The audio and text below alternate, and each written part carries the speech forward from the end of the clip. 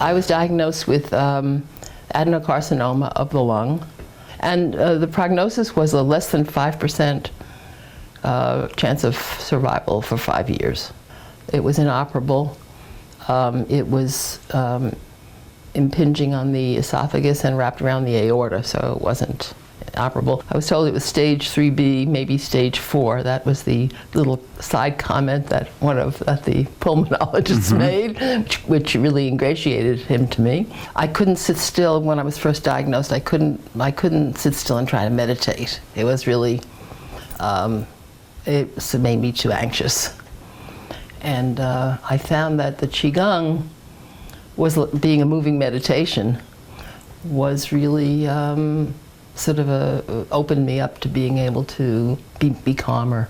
I went to an oncologist and agreed to do a chemotherapy process. You were in a research group with the chemotherapy, right? Right. And do you know what was the results of the other people that were in your group? I was the only one with a complete remission of the 35 or so participants.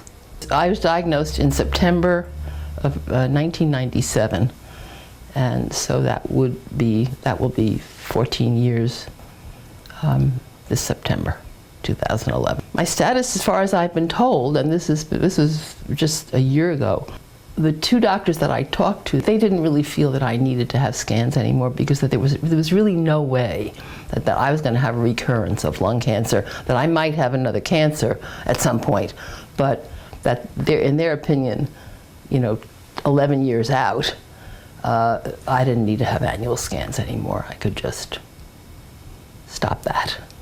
And I decided to celebrate my life in every way I could. I decided to write a play that had been on the back burner. Do you remember that? I actually do. Okay. Well, the play I've been thinking about for several years. It was really fascinating and fun to write it. I remember you telling me that when I would talk about it with you, my energy was very strong. I went to the botanical gardens to take a botanical drawing class.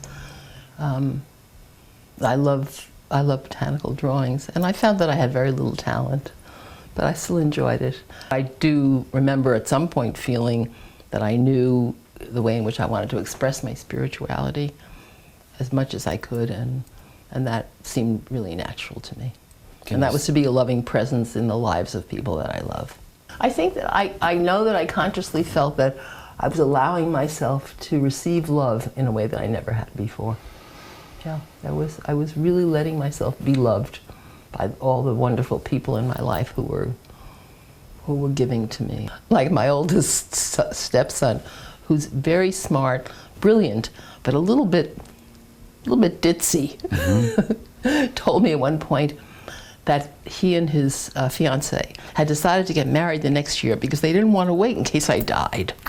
He didn't quite put it in those words, but that was clear, That was what you heard. And I had a laugh. I mean, it was very sweet, and I knew that it was meant. They wanted me to be at the wedding, so they were moving it up. So that was sort of the way they put it. I fell madly in love with a man who fell in love with me. How does that happen at that age? 60 or over 60. That's pretty unusual, and. I mean, I would walk into a room and people would say, "Oh my God, you look so great, you're glowing." I mean, and this would happen over and over and over and over again. And it was just like, I was insanely in love with him, and he was a wonderful man, and we were together. So that had to be good for my immune system. Yeah, I would think so. My relationship with my daughter also changed. We were able to have conversations that we hadn't had in 10 years. And that was very powerful for me. I love her extremely much.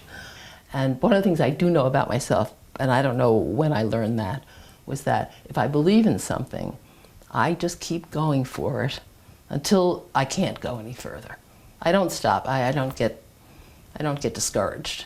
If there's a way to do it, I'll keep going if I know that what I'm going for is of value.